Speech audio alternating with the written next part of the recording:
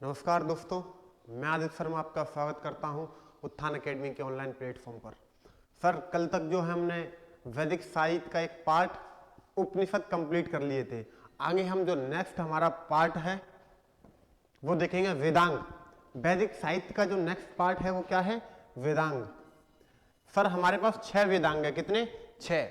Simple सा याद रखिएगा, वेदों के प्रत्येक भाग पे, वेदों के प्रत्येक भाग पर जो टीका टिप्पणी की गई है, जो टीका टिप्पणी की गई है उसे हम क्या कहते हैं सर? वेदांग कहते हैं। उसे क्या कहते हैं? वेदांग। देखिएगा, जो हमारे पास पहला वेदांग है वो है शिक्षा। शिक्षा को सर वेदों की नाक कहते हैं, इसका सर उपनाम है। शिक्षा को वेदों की नाक कहते हैं। उसके बाद जो नेक्स्ट है कल्प। कल्प को सर वेदों के हाथ कहते हैं। देखिएगा, शिक्षा में जो हमारा विषय रहेगा वो वेदों का अच्छे से उच्चारण और वेदों का ज्ञान देना किस में रहेगा? स्पेशली वेदों का ज्ञान देना किस में रहेगा? शिक्षा में। कल्प की बात करेंगे तो फिर इसमें वैदिक कर्मकांड रहेंगे। क्या रहेंगे? वैदिक कर्मकांड, है ना? क्या रहेंगे सर? वैदिक कर्मकांड रहेंगे। अगर वही बात व्याकरण की करेंगे, किसकी? व्याकरण की, तो व्याकरण को पहले तो वेदों का मुख कहा गया है। क्या कहा गया है? वेदों का मुख कहा गया है। और मैं आपको बता दूं, व्याकरण के अंदर आपको जो भी वैदिक मंत्र हैं उसकी शुद्धि पर ध्यान दिया जाएगा। किसकी? वैदिक मंत्र की शुद्धि पर ध्यान दिया जाएगा। वैदिक मंत्रों की शुद्धि पर ध्यान, शुद्धि पर ध्यान, है ना? वैदिक जो मंत्र हैं उनकी शुद्धि पर ध्यान किस में दिया जाएगा? व्याकरण में दिया जाएगा। और मैं आपको बता दूं, व्याकरण की जो पहली पुस्तक है वो पाणिनि ने लिखी है और पुस्तक का नाम है फिर क्या? अष्टाध्यायी। अष्टाध्यायी। और ये क्या है? ये व्याकरण की पहली पुस्तक है। नेक्स्ट देखिएगा, निरुक्त। क्या है? निरुक्त। निरुक्त को वेदों के कान कहा जाता है। क्या कहा जाता है? निरुक्त को वेदों के कान, अर्थात वैदिक संबंधी, ये भी उच्चारण से संबंध है। जो भी ध्वनि, जो वैदिक जो शब्द है या वैदिक जो मंत्र है उनके लिए जो ध्वनियां, जो मुंह से बोली जाने वाली ध्वनियां हैं उस पर अगर हमको ध्यान देना है, सुधारना है, तो फिर हम किसका अध्ययन करेंगे सर? निरुक्त का अध्ययन करेंगे। किसका करेंगे? निरुक्त का अध्ययन करेंगे, है ना? वैदिक जो मंत्र हैं उनकी ध्वनियों का अध्ययन किसमें करेंगे? निरुक्त में करेंगे, है ना? देखिएगा, निरुक्त जो शास्त्र है उसका जो प्रवर्तक है, यानी कि उसकी जो रचना करने वाले हैं कौन है? यास्क ऋषि हैं। यानी कि निरुक्त की जो प्राचीनतम पुस्तक है वो क्या है? निरुक्त शास्त्र। और उसकी रचना करने वाले कौन है? यास्क मुनि। और मैं आपको बता दूं, ये जो जाति शब्द है ना, जाति शब्द, इसका पहली बार उल्लेख या प्रयोग अगर किसी में हुआ है तो किस में हुआ है? निरुक्त शास्त्र में हुआ है।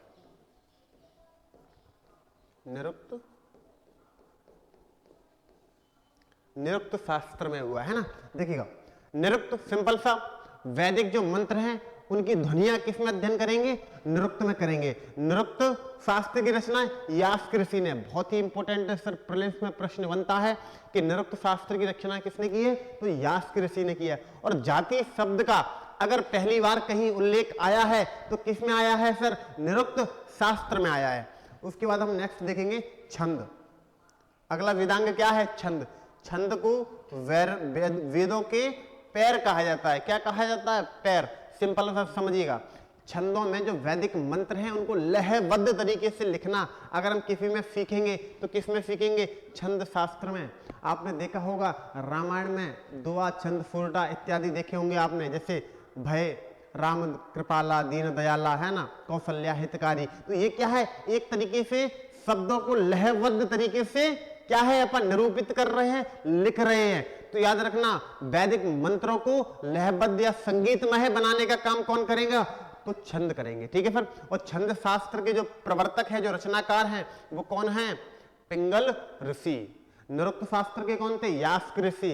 छंद शास्त्र के कौन है? पिंगल ऋषि। व्याकरण की पहली पुस्तक किसने लिखी? पाणिनि ने। पुस्तक का नाम अष्टाध्यायी। बात समझ आ गई क्या? नेक्स्ट देखिएगा, जो लास्ट जो वेदांग का पार्ट है वो है क्या? ज्योतिष। क्या है सर? ज्योतिष। और ज्योतिष को बोलते हैं वेदों की आंख। क्या बोलते हैं सर? वेदों की आंख। और ज्योतिष में जो लगध है, ये है ना लगध, है ना, ज्योतिष शास्त्र की जो रचना की है वो किसने की है? लगध मुनि ने की है, याद रखिएगा। ज्योतिष शास्त्र की रचना किसने की है? लगध मुनि ने की है। ठीक है सर। अब मैं आपको बता दूं, ज्योतिष में सामान्यतः ग्रह नक्षत्र इत्यादि को देखा जाता है ना। और जो क्या है, छठवां वेदांग भी है, ज्योतिष शास्त्र की रचना लगध मुनि ने की है। ठीक है सर। इसी के साथ हमारे ये वेदांग कंप्लीट होते हैं। नेक्स्ट टॉपिक देखते हैं सर। देखिएगा, कल्प।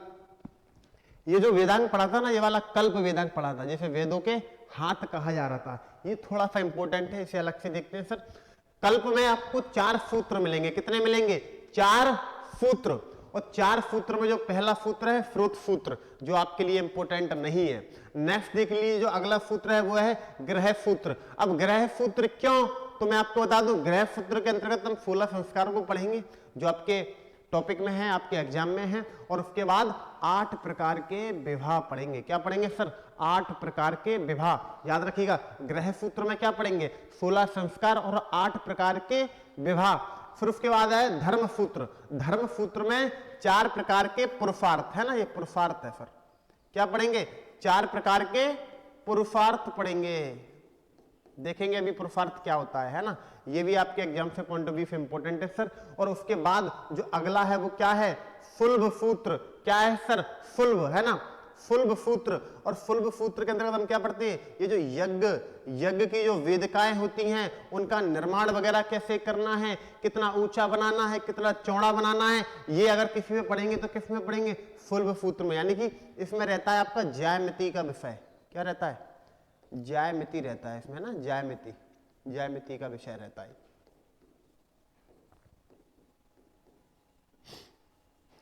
इतना हो गया क्या सर?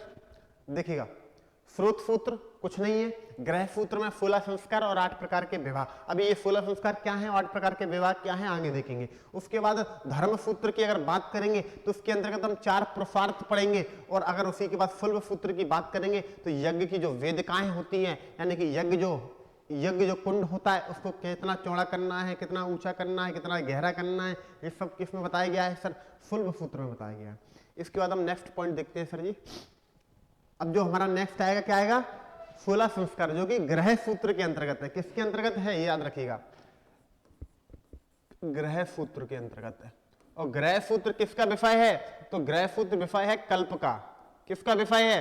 कल्प का। और कल्प किसका पार्ट है? तो 6 वेदांगों में से जो दूसरा वेदांग है वो क्या है? कल्प। इतना कनेक्ट करके याद रखना। देखिएगा नेक्स्ट, 16 संस्कार में जो पहला संस्कार है वो क्या है? गर्भाधान। क्या संस्कार है? गर्भाधान। अब समझिएगा सर जी, गर्भाधान में जब शादीशुदा लोग या पति या पत्नी, है ना, माता पिता, जब अच्छा नक्षत्र देख के फैमिली प्लानिंग करते हैं, यानी कि परिवार का नियोजन करते हैं, है ना, मिलते हैं, तो उस पहले संस्कार को क्या बोलते हैं? गर्भाधान। कहते हैं कि इसमें जो है माता पिता अच्छे नक्षत्र को देखकर, है ना, और क्या करते हैं? फैमिली प्लानिंग करते हैं। ठीक है सर। उसके बाद जो नेक्स्ट संस्कार है वो क्या है? पुंसवन। क्या है सर? पुंसवन। क्या है? पुंसवन। जब बालक गर्भ में आ जाता है, किसमें? गर्भ में आ जाता है, यानी कि जब माता प्रेग्नेंट हो जाती है तो उसके बाद जो अगला संस्कार होता है कौन सा होता है? पुंसवन होता है। नेक्स्ट मैं आपको बता दूं, सीमांतो उन्नयन। सीमांत उन्नयन जब बालक 7 या 8 महीने का हो जाए, कितने? 7 या 8 माह का हो जाए पेट के अंदर, याद रखिएगा, है ना, 7 या 8 माह का हो जाए, तो उसे भूत प्रेत या बुरी नजर आदि से बचाने के लिए एक जो हमारा संस्कार होता है उसका नाम क्या है? सीमांतो उन्नयन। ठीक है सर। उसके बाद जो नेक्स्ट संस्कार है वो है जात कर्म। क्या है सर? जात कर्म। जात कर्म यानी कि जब बालक का 9 माह बाद जन्म हो जाए, क्या हो जाए? जन्म हो जाए, तो फिर वो कौन सा संस्कार होगा? जात कर्म। उसके बाद जो नेक्स्ट है वो है क्या? नामकरण। जब बालक का क्या? नामकरण, यानी कि नाम रखा जाता है, क्या रखा जाता है, नाम रखा जाता है। ये कुछ आपके 6 या 7 दिन बाद, 6 या 7 यानी कि बालक जब जन्म हुआ उसके 6 या 7 दिन बाद जो उसके बुआ या जो मासी के द्वारा जो उसका नाम रखा जाता है उस संस्कार को क्या बोलते हैं सर, नामकरण संस्कार। नेक्स्ट देखिएगा, अगला है निष्क्रमण। क्या है सर जी, निष्क्रमण। जब बालक 5 या 6 माह का हो जाता है, कितना, 5 या 6 माह का हो जाता है, तब उसको पहली बार घर से बाहर निकाला, घर से जो बाहर ले जाते हैं ना, पहली बार घर से बाहर, है ना, यानी कि बालक को जब पहली बार 5 या 6 महीने का हो जाए तो फिर घर से जब बाहर निकालते हैं तब एक संस्कार होता है, फिर उसका नाम क्या है, निष्क्रमण संस्कार। जनरली पापा लोग क्या है, अपने बालक को कंधे पे बिठाकर जो है पहली बार घर से बाहर निकालते हैं, और ये समय होता है जब बालक जन्म के बाद कितने, 5 या 6 महीने का हो जाए। ठीक है फिर उसके बाद नेक्स्ट देखिएगा क्या है, अन्नप्राशन। क्या है, अन्नप्राशन। ये भी 5 से 6 महीने का ही सीन है, 5 से 6 माह, जब बालक को पहली बार क्या, अन्न खिलाया जाता है ना, अन्न खिलाया जाता है।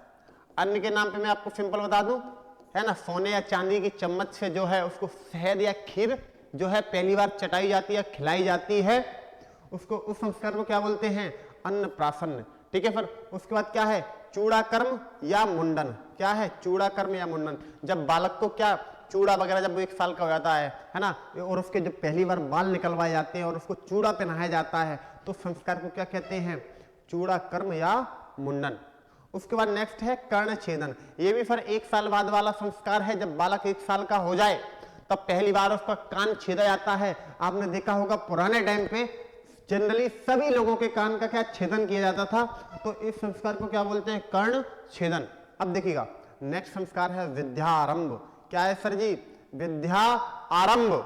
अब सर विद्या आरंभ में क्या होता है, जब बालक 5 साल का हो गया, कितना, 5 साल का हो गया, देखिएगा जब बालक 5 साल का हो गया अब क्या किया जाएगा सर जी, अब किया जाएगा इसका क्या, अब इसको पहली बार मूलभूत शिक्षा दी जाएगी। इसके अंतर्गत क्या करेंगे, माता पिता या कोई जनरली घर पे ही गुरु बुलाकर, है ना, उसको मूलभूत शिक्षा दी जाएगी। देवताओं की कहानियां सुनाई जाएंगी, ओलम एबीसीडी टाइप की, जो मतलब आज के टाइम पे ओलम एबीसीडी मान लो, अब उस टाइम पे क्या करते थे, वेदों को उच्च शिक्षा मानते थे, और वेदों से पहले जो बेसिक शिक्षा दी जाती थी वो क्या थी, पुराणों आदि की कहानी सुनाई जाती थी, है ना। तो मूलभूत शिक्षा जब पहली बार बालक को दी जाती है, और उस संस्कार को क्या बोलते हैं सर, विद्या आरंभ। और कब की जाती है, जब बालक 5 साल का हुआ करता था। ठीक है सर। उसके बाद जो नेक्स्ट संस्कार है वो है उपनयन। क्या है, उपनयन, है ना। इस संस्कार को बोलते हैं RTE, है ना, राइट टू एजुकेशन। कहते हैं इस संस्कार में बालक को क्या, जनेऊ, है ना, जनेऊ धारण करवाया जाता था, और क्या करवाया था, उसका मुंडन करवाया था। उपनयन संस्कार में जनेऊ धारण उसको करवाते थे, है ना। और जब व्यक्ति उपनयन संस्कार करवा लेता था, यानी कि अब उसको क्या, शिक्षा का अधिकार मिल गया, उच्च शिक्षा का अधिकार मिल गया, तब फिर वो व्यक्ति क्या कहलाता था, द्विज कहलाता था। द्विज का अर्थ होता है जिसका जन्म दोबारा हुआ हो, जिसका जन्म दोबारा हुआ हो। ठीक है, तो प्रश्न बनता है कि उपनयन संस्कार करवाने के बाद बालक क्या कहलाएगा सर, द्विज कहलाएगा। बहुत ही इंपॉर्टेंट है सर, इसको ही जनेऊ संस्कार कहते हैं, बालक को जनेऊ पहनाया जाएगा, है ना। अब ये उच्च शिक्षा के लिए इसको जो है अपन देखेंगे, आश्रम वगैरह भेजेंगे। देखिएगा नेक्स्ट, उसके बाद है क्या, केशांत। क्या है सर जी, केशांत। तो मैं आपको बता दूं, देखिए केशांत में बालक जब गुरुकुल जाने वाला होता है, यानी कि गुरु के आश्रम में जाने वाला होता है, तो पहली बार उसके केशों का अंत अर्थात बालों का फिर से मुंडन करवाया जाता है, एक शिखा अर्थात चोटी रखवाई जाती है ना। तो उसको क्या बोलते हैं सर, केशांत संस्कार बोलते हैं। मैं आपको बता दूं, आपने देखा होगा जब कृष्ण भगवान अपने गुरु के आश्रम जाते हैं तो सबसे पहले क्या, दंडी यानी कि लाठी पकड़ा दी जाती है, उनको बैग टाइप का दे दिया जाता है जिसे झोला बोलते हैं, और उसके बाद एक चोटी और बाल बाल उनके कटवा के एक चोटी रखवा देते हैं। ठीक है, तो इसी संस्कार को क्या बोलते हैं, केशांत संस्कार। नेक्स्ट है वेदा आरंभ। क्या है, वेदा आरंभ। अब बालक वेदों का अध्ययन करेगा। किसका अध्ययन करेगा सर, वेदों का अध्ययन। अभी देखना विद्यारंभ में क्या था, 5 साल का बालक था, और मूलभूत शिक्षा जो नॉर्मल शिक्षा होती दी जाती है, लेकिन वेदारंभ अर्थात उच्च शिक्षा। अब बालक को क्या किया जाएगा, उच्च शिक्षा के लिए गुरु के आश्रम भेजाएगा, जब बालक वेदों को पढ़ना स्टार्ट करेगा। ठीक है, उसके बाद नेक्स्ट है समावर्तन। कहते हैं जब उसकी उच्च शिक्षा समाप्त हो जाए, उच्च शिक्षा समाप्त हो जाए, उच्च शिक्षा क्या समाप्त हो जाए और वो आश्रम से घर की तरफ लौटने लगे, तो संस्कार को क्या बोलते हैं सर, समावर्तन। और ये संस्कार होता था गुरु के आश्रम में। ठीक है सर, यानी कि उसको डिग्री दे दी, अब भैया अपने घर को जाइए, है ना। नेक्स्ट जो है विवाह, और जब वो पढ़ाई वढ़ाई करके आ जाए तो उसकी क्या करवा देंगे सर, शादी करवा देंगे, विवाह करवा देंगे। उसके बाद जो अगला आएगा आपको पता ही है कि विवाह के बाद तो सीधी अंत्येष्टि यानी कि मृत्यु संस्कार, अंतिम यानी कि दाह संस्कार। तो इस तरीके से हमारे 16 संस्कार हैं। पूछ लेते हैं निष्क्रमण क्या है, विद्यारंभ क्या है, और उपनयन बहुत ही इंपॉर्टेंट है, याद रखिएगा उपनयन बहुत ही इंपॉर्टेंट है। पहला संस्कार क्या है, अंतिम संस्कार क्या है, तो ऐसे प्रीलिम्स में प्रश्न बनते रहते हैं। देखिएगा नेक्स्ट, अब हम अगला देखेंगे 8 प्रकार के विवाह। क्या 8 प्रकार के विवाह। जो हमारा पहला विवाह है वो क्या है, ब्रह्म विवाह। क्या है, ब्रह्म विवाह। तो मैं आपको बता दूं, ब्रह्म विवाह के अंतर्गत जब पिता की मर्जी हो, क्या पिता की मर्जी से, है ना, लड़की की उच्च कुल में शादी करवाई जाए। किसमें, उच्च कुल में, है ना। यानी कि उच्च कुल से मतलब है, मान लीजिए ब्राह्मण लड़की है तो अपनी समान कुल, उच्च कुल की जगह पे लिख लीजिएगा समान कुल, है ना, समान कुल या समान वर्ण, है ना, समान कुल में शादी करवा दी जाए। जैसे मान लीजिए, जैसे आजकल जनरली जो शादी होती है ब्रह्म विवाह टाइप में होता है। क्या होता है, प्रत्येक जाति का जो पिताजी होते हैं अपनी लड़की के लिए समान जाति में अच्छे घर का लड़का, अच्छा सभ्य लड़का ढूंढते हैं बिना लड़की की मर्जी जाने। ठीक है, तो इसी को क्या बोलते हैं सर हम, क्या ब्रह्म विवाह। देखो डिफरेंशिएट करना, इसमें पापा की मर्जी है, बेटी की मर्जी नहीं है, याद रखिएगा। नेक्स्ट जो विवाह है वो क्या है, देव विवाह। लेकिन भले ही बेटी की मर्जी नहीं है, लेकिन लड़का अच्छा ढूंढा, कुल अच्छा ढूंढा, याद रखिएगा, है ना, यानी कि पॉजिटिव विवाह ही है। और उसके बाद देखना अगला क्या है, देव विवाह। अब ये बड़ा ही इंटरेस्टिंग विवाह है। मान लीजिए कोई पुरोहित या पंडित जी को यज्ञ करवाने गए, और जो यज्ञ करवा रहा है वो दक्षिणा में अपनी पुत्री ही दे दे पंडित या पुरोहित को, तो उसको क्या बोलेंगे, देव विवाह। बात समझ आ गई, यानी कि पुरोहित को ही, है ना, यज्ञ करवाने वाला अपनी बेटी की शादी उस पुरोहित से करवा दे तो उसको क्या बोलेंगे फिर, देव विवाह। नेक्स्ट जो है आर्य विवाह। आर्य या आर्स है, ये क्या है, आर्स, है ना, देखिएगा आर्स है ये, आर्स विवाह। अब इसमें समझिएगा फिर, देखिएगा आर्स विवाह के अंतर्गत क्या होता है कि ये जो मान लीजिए क्या है, वधू है ना, और ये कौन है, वर। तो वर क्या करेगा, वधू के पापा को यानी कि पिताजी को दो जोड़ी क्या दे देगा, बैल देगा। लेकिन दे कौन रहा है, ये याद रखिएगा, वर दे रहा है ना। दूल्हा दुल्हन के पापा को 2 जोड़ी बैल दे देगा, और उसके बाद जो दुल्हन का पापा अपनी लड़की की शादी करवा देगा उस लड़के के साथ। और इस विवाह को बोलते हैं क्या, आर्ष विवाह। नेक्स्ट जो विवाह है वो क्या है, प्रजापत्य विवाह। क्या है सर जी, प्रजापत्य विवाह। अब प्रजापत्य विवाह में समझिएगा सर, प्रजापत्य विवाह में क्या सीन रहता है कि अब देखना ऊपर वाला, इसमें लड़की की मर्जी है, ठीक है, लेकिन समान कुल है, यानी कि जो जाति है वो भी समान है ना। लेकिन बस अंतर इतना है कि लड़की की मर्जी है इसमें शादी में, और यहाँ किसकी थी, यहाँ पापा की मर्जी थी, है ना। लड़की की मर्जी है, अच्छे कुल में, पापा की मर्जी से शादी कर ली। बात समझ में आ गई क्या। लेकिन इसमें लड़कियों से पूछा गया क्या आपको ये वास्तव में लड़का पसंद है, समझ रहे हो। उसके बाद नेक्स्ट जो विवाह है वो गंधर्व विवाह। ये आजकल का जो फेवरेट विवाह है, यानी कि लव मैरिज जिसको बोलते हैं ना, प्रेम विवाह, है ना, प्रेम विवाह अर्थात लव मैरिज, है ना। गंधर्व विवाह में क्या हो, जनरली क्षत्रियों में इसका प्रचलन था। मान लीजिए कोई राजकुमारी है और उसे दुश्मन देश का राजकुमार पसंद आ गया। अब पापा से पूछा राजकुमारी ने, पापा शादी कर ले, पापा ने कि लतिया देंगे, ऐसा होता है कहीं, है ना, उनसे तो हमारी लड़ाई चलती है। लेकिन फिर भी लड़की तो लड़की नहीं मानी, और जाके अपने जो भी उसका प्रेमी रहा होगा उसके साथ भागकर शादी कर लेना, क्या है, गंधर्व विवाह यानी कि प्रेम विवाह। उसके बाद जो नेक्स्ट है वो क्या है, असुर विवाह। क्या है सर जी, असुर विवाह। असुर विवाह में आपको बता दूं, इसको जनरली ये वैश्य लोगों में प्रचलन था, है ना, वैश्य लोगों में। वैश्य यानी कि जो बड़े जो बनिया लोग थे उन लोगों में प्रचलन था। मैं आपको बता दूं इसमें क्या होता था, क्रय द्वारा, है ना, क्रय द्वारा विवाह है ये। क्रय यानी कि खरीदना।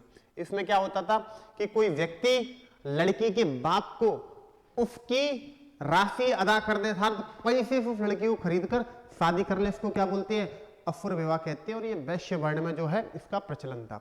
नेक्स्ट जो है वो क्या है, राक्षस विवाह। देखिएगा इसको बोलते हैं बलपूर्वक विवाह। क्या बोलते हैं, बलपूर्वक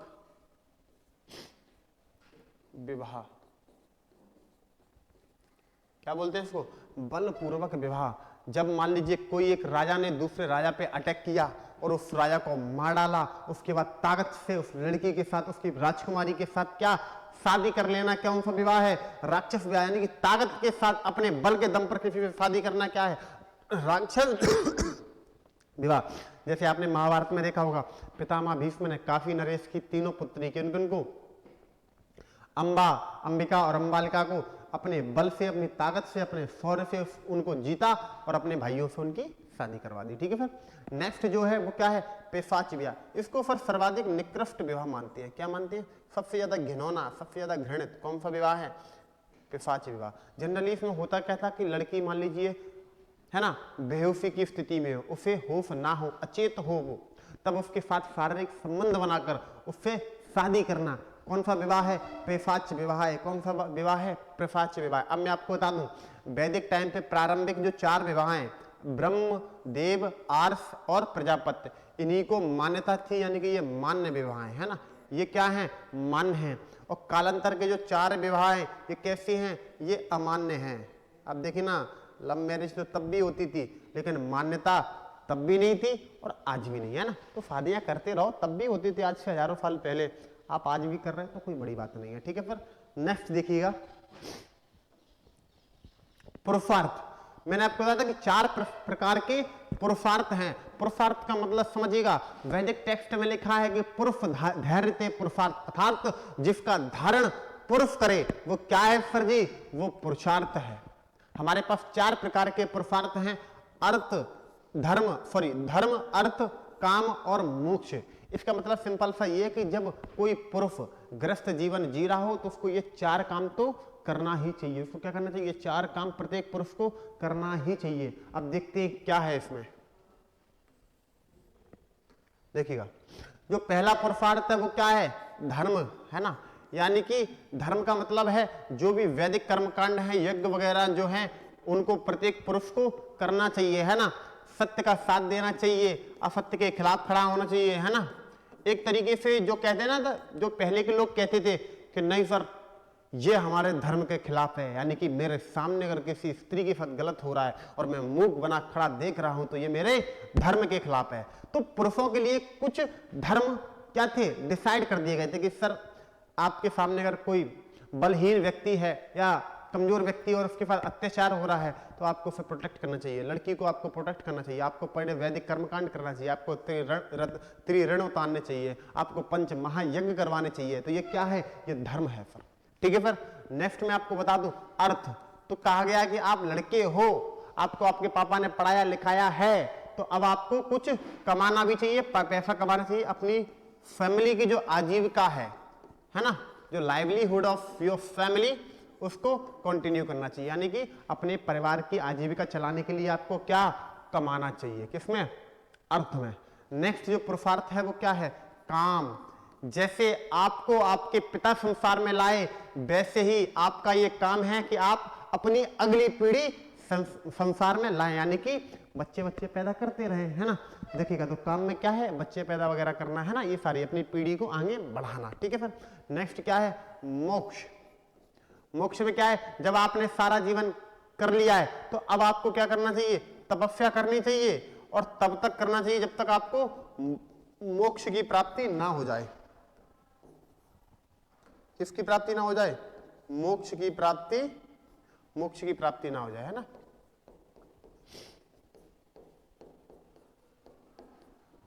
यानी कि till the rest of my life, यानी कि मृत्यु तक आपको क्या करनी है, तपस्या करनी है, जब तक आपको क्या ना मिल जाए सर, मोक्ष ना मिल जाए। बात समझ आ गई, कितने पुरुषार्थ थे, धर्म, अर्थ, काम और मोक्ष। ठीक है सर। नेक्स्ट देखिएगा, देखो नेक्स्ट आश्रम व्यवस्था। तो हमारे पास आश्रम व्यवस्था में भी कितने आश्रम हैं? 4 आश्रम हैं। अब इन आश्रमों में है क्या वो देखिएगा। मैंने आपको पहले भी बताया था कि आर्यों की सामान्यता उम्र को कितना माना गया है? 100 साल माना गया है, जिसमें से पहले के 0 से 25 साल को क्या बोला गया है? ब्रह्मचर्य आश्रम बोला गया है। क्या बोला गया है? ब्रह्मचर्य आश्रम बोला गया है ना। और ब्रह्मचर्य आश्रम के अंतर्गत बालक को अपनी शिक्षा वगैरह सब कंप्लीट करनी चाहिए, यानी कि जो उसकी शिक्षा है, गुरुकुल जाना, वेदों का अध्ययन करना, वेदारंभ करना, और जो वेदारंभ से पहले के जो संस्कार हैं सारे किसमें कंप्लीट होंगे? ब्रह्मचर्य आश्रम में कंप्लीट होंगे। ठीक है सर। उसके बाद जो अगला आश्रम है वो 25 से 50, इसको बोलते हैं क्या? गृहस्थ आश्रम। कहते हैं कि सर ब्रह्मचर्य आश्रम में आपने अब शिक्षा कंप्लीट कर ली है, अब आपको अपनी शादी करना चाहिए, अपने परिवार के रहना चाहिए, परिवार के साथ रहना चाहिए। तो ये किस आश्रम में होता है? 25 से 50 यानी कि गृहस्थ आश्रम में। उसके बाद जो नेक्स्ट आश्रम है वो है क्या आपका? 50 से 75, और इसको बोलते हैं वानप्रस्थ आश्रम। क्या बोलते हैं इसको? वानप्रस्थ आश्रम। कहने का मतलब इतना सा है कि अब आप अपने परिवार के साथ रह लिए, अब जो आज तक आपने ज्ञान अर्जित किया है उसे अब आप वन की तरफ प्रस्थान करिए और समाज को अपने ज्ञान से अवलोकित करवाइए, यानी कि उनको जो है समझाइए। अगर आप समाज के लिए कोई कार्य कर सकते हैं तो किस आश्रम में करेंगे? 50 से 75। अब आप 75 के एबव हो चुके हैं तो 75 से 100। अब आपका ये काम है कि आपको क्या करना चाहिए? संन्यास ले लेना चाहिए, यानी कि 75 साल तक बहुत मजे कर लिए, अब क्या करो? अब संन्यास लो, भगवान से दिल लगाओ। ठीक है सर। और कब तक संन्यास लो? जब तक आपको मोक्ष की प्राप्ति अर्थात मृत्यु की प्राप्ति ना हो जाए। ठीक है सर। तो यही है। अब देखते हैं ब्रह्मचर्य आश्रम बता दिया मैंने आपको। गृहस्थ आश्रम में आपको 2 चीजें करना अनिवार्य है। पहली पंच महायज्ञ। क्या? पंच महायज्ञ। दूसरा ऋण त्रय है ना, ये त्रय है, सॉरी कितना है? त्रय, यानी कि 3 ऋण उतारने आपको गृहस्थ आश्रम में रहते हुए और 5 महायज्ञ करवाने हैं। देखिएगा वो 5 महायज्ञ कौन कौन से हैं। पर डे की बात कर रहा हूं मैं। नित्य प्रत्येक पुरुष और प्रत्येक स्त्री को ब्रह्म यज्ञ, यानी कि देवताओं के लिए यज्ञ करना चाहिए, देवताओं को याद करना चाहिए, है ना। उसके बाद क्या है? पितृयज्ञ, सॉरी ब्रह्म यज्ञ में मतलब है आपका ये जो ऋषि मुनि है ना। कौन है? देखिएगा ये जो प्राचीन ऋषि मुनि है, ऋषि मुनि हैं, उनकी याद में या उनके सम्मान में जो आप यज्ञ करोगे तो वो कौन सा हो जाएगा? ब्रह्म यज्ञ हो जाएगा। ओम ब्रह्म ऋषियाय नमः, ऐसे इस तरीके से क्या करेंगे अपन? ब्रह्म यज्ञ करेंगे। नेक्स्ट क्या है? पितृ ऋण, यानी कि आपके जो एंसेस्टर, आपके जो पूर्वज हैं, पापा मान लीजिए अगर स्वर्गमन हो गए हैं, या दादाजी स्वर्गमन हो गए हैं, या दादा के पिताजी, उनके पिताजी, यानी कि आपकी पीढ़ी के जो एंसेस्टर हैं उनको याद करने के लिए उनके लिए होम और आहुति करना चाहिए। उस यज्ञ को क्या बोलते हैं? पितृ यज्ञ, यानी कि अपने पूर्वजों के लिए। किसके लिए?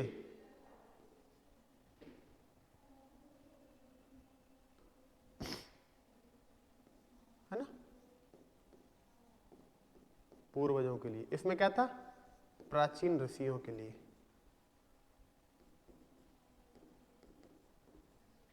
प्राचीन ऋषियों के लिए।